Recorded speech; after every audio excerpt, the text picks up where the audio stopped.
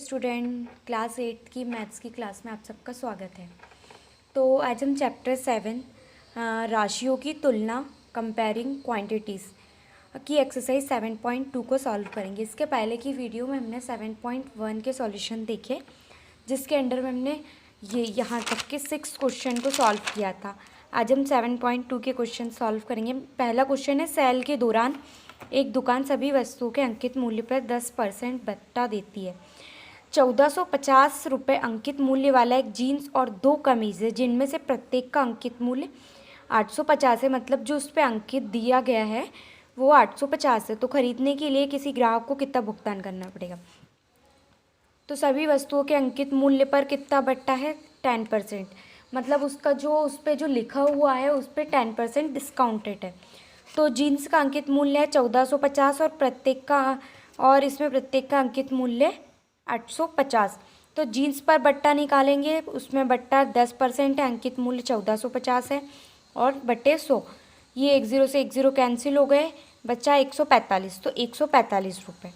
Jeans का विक्रय मूल्य निकालेंगे अब, क्योंकि इस पर 145 रुपये तो अपन को डिस्काउंट मिल गया है।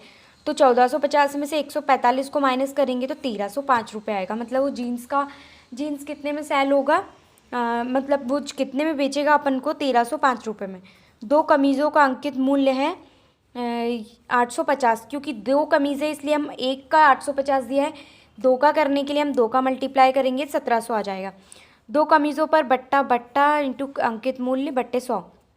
टोटल प्राइस है हमारा 1710, क्योंकि 2 कमीज़ों का निकाल रहे, एक का नहीं निकाल रहे, इसलिए हम 1700 ही लिखेंगे।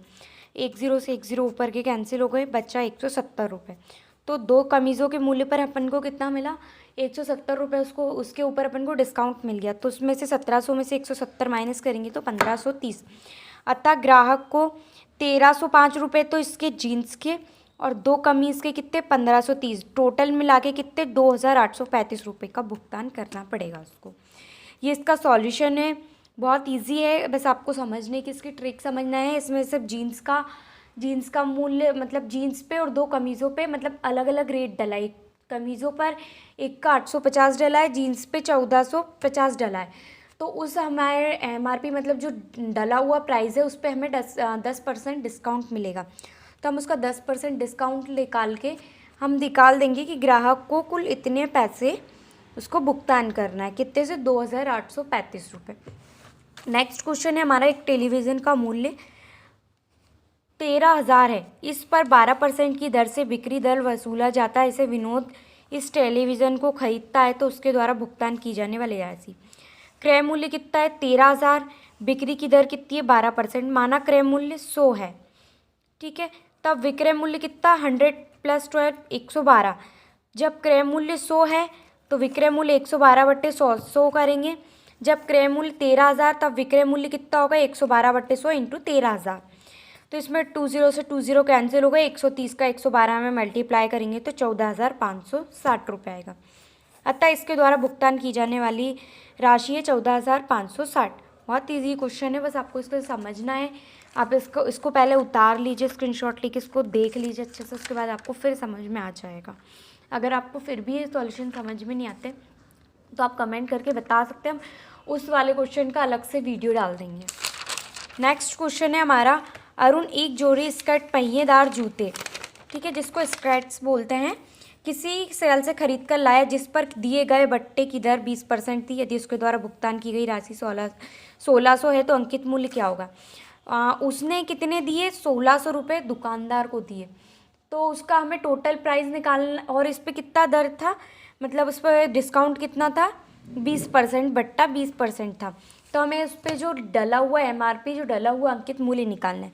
तो विक्रय मूल्य हमारा 1600 रुपये है, बट्टे की दर 20% है, माना अंकित मूल्य 100 है, क्योंकि अंकित मूल्य हमें पता नहीं है। अंकित मूल्य 100 माइनस 20 करेंगे तो 80 आ जाएगा। तो विक्रय मूल्य कितना हो गया? 80। अंकित मूल्य 100, तो विक्रय मूल्य कितना हो गया? 1। अंकित मूल्य 100/80, ये 100/80। जब विक्रय मूल्य हमारा 1600 है तो क्वेश्चन नंबर 2 के सॉल्यूशन की तरह हम इसमें यही करेंगे, 100/80 मतलब 100/80 इंटू 1600। तो 1 0 से यहाँ 1 0 कैंसिल हो गया, फिर इसमें से इसका मल्टीप्लाई करेंगे और 8 से इसको यहाँ कैंसिल कर देते हैं। सबसे पहले 10 से 10 कैंसिल हो गया और 160 इसको कैंसिल करेंगे तो 20 आएगा और 20 का 100 में गुणा करेंगे तो 2000। अतः एक जोड़ी स्क्रेट्स का अंकित मूल्य 2000 है। 2000 उस पर अंकित मूल्य था, 20% उसको डिस्काउंट मिल गया तो उसने कितने दिए थे? 1600 रुपये। तो अंकित मूल्य हमारा निकल गया, ये उत्तर हुआ। नेक्स्ट क्वेश्चन है हमारा फोर्थ। एक हेयर ड्रायर 8% वेट सहित 5400 में खरीदा। वेट को जोड़ने से पहले उसका मूल्य ज्ञात कीजिए। क्रय मूल्य 5700, वेट की दर 8%, वेट से मूल्य इसका 100। पहले वाले क्वेश्चन की तरह ही करेंगे हम, वेट सहित मूल्य। वेट को जोड़ेंगे 100 + 8 तो कितना हो जाएगा? 108, 108। जब वेट सहित मूल्य 108 है तो वेट से पहले क्रय मूल्य 100 होगा, तो फिर इसको ऐसे ही अपॉन में लिखेंगे 100/108। तो वेट सहित मूल्य हमारा 5400, वही करेंगे 100/108 × 5400। इससे इसको इन दोनों का मल्टीप्लाई करके 108 का वो डिवाइड करेंगे तो हमारा आएगा आंसर 5000। तो वेट को जोड़ने से पहले उसका मूल्य 5000 था। ये इसका सॉल्यूशन हो गया और ये इसका आंसर आया, वेट को जोड़ने से पहले उसका मूल्य 5000 था। नेक्स्ट 7.3 का हमारा लास्ट क्वेश्चन है। कोई वस्तु 18% GST सम्मिलित करने के बाद 1239 में खरीदी गई, 1239 रुपये में खरीदी गई। GST जोड़ने से पहले उस वस्तु का मूल्य ज्ञात कीजिए। माना GST के वस्तु का मूल्य 100 रुपये है। अब GST 18% है तो 100 में 18 जोड़ेंगे तो 118। जब क्रय मूल्य 118 है तो वास्तविक मूल्य उसका 100 है, क्योंकि हमारे GST हमने जोड़ा है। तो क्रय मूल्य 1 रुपये तो वास्तविक मूल्य 100/118। जब क्रय मूल्य 1239 रुपये है तो वास्तविक मूल्य हमारा सेम एज इट इज़ करेंगे 100 मतलब 100/118 × 1239। इसमें इसका मल्टीप्लाई करके 100 में इसका गुणा करके 118 का भाग देंगे हम तो 1050 आ जाएगा। अतः GST जोड़ने से पहले उस वस्तु का मूल्य 1050 था। ये इसका उत्तर हो गया, क्योंकि हमें उसे जोड़ने से पहले GST जोड़ने से पहले वस्तु निकालना था तो 1050 था। GST जोड़ने के बाद उसका कितना हो गया? 1239, क्योंकि उस पर कितनी GST दी है? 18% GST दी है। तो इसका GST जोड़ने के बाद है, इसके पहले उसका मूल्य 1050 था। Thank you for watching. 7.2 में सिर्फ 5 क्वेश्चन थे, 5 क्वेश्चन के आपने सॉल्यूशन देखे। नेक्स्ट वीडियो में हम 7.3 के सॉल्यूशन देखेंगे। इसके पहले की वीडियो में हमने 7.1 के सॉल्यूशन देखे थे।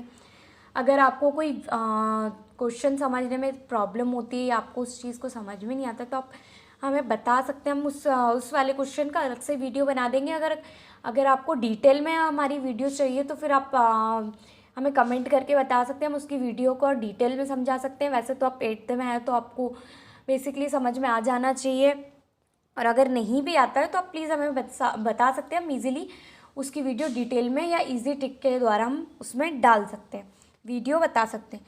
तो थैंक यू फॉर वॉचिंग। अगर आपको वीडियो पसंद आते हो तो प्लीज़ हमारे चैनल को लाइक करें, सब्सक्राइब करें, शेयर करें। Thank you for watching, bye.